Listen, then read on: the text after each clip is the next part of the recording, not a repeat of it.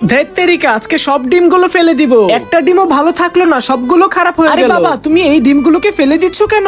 কি করব তাহলে? এই ডিমের ভিতরে বাচ্চা জন্মেছে, ডিমগুলো তো খেতে পারবো না, তাই ফেলে দিয়েছি। আরে এই ডিমগুলোকে মা যদি ভালো করে রান্না করে তাহলে চেটেপুটে খাবে। দরকার নেই আমার এইসব ফালতু ডিম খাওয়ার, আর তোদেরও খেতে হবে না, তাই আমি এগুলো ফেলে দিয়েছি। আর বেশি কথা না বলে চালু চালু বাসা চলে যা। আমি একটু বাহিরে কাজে গেলাম, বাবা চলে গেছে, যাক আমি আর মা মিলে এগুলোকে মজা করে রান্না করে খাবো। বন্ধুরা, তোমরা যদি তোমার মাকে ভালোবাসো ভিডিওতে লাইক করে চ্যানেলটিকে সাবস্ক্রাইব করে দাও এবং কমেন্টে তোমাদের নামটি লিখে দাও। বন্ধুরা, আমার ছোট্ট একটি মেয়ে ডিম সহ ডিমের বাচ্চাগুলো নিয়ে এসেছে, বলতেছে এগুলো মজা করে রান্না করতে। তাই এগুলোকে ফার্স্টে আমি ধুয়ে নিয়েছি, তারপরে একে একে সকল মশলাগুলো ঢেলে সেই ডিমগুলোকে আমি এগুলোর উপরে দিয়ে দিলাম। এরপরে ডিমগুলো ভালো করে সিদ্ধ করে নেওয়া হবে। সিদ্ধ করা হয়ে গেলে ডিমগুলোর খোসাগুলো ভালো করে ছাড়িয়ে নিতে হবে। এরপরে এই ডিমগুলোর উপর ময়দা ছড়িয়ে নিতে হবে। ময়দাগুলো ভালো করে মিশিয়ে তেলে ছেড়ে দিতে হবে। তেলে ভালো করে একটু ভেজে নিলে হয়ে যাবে রেডি।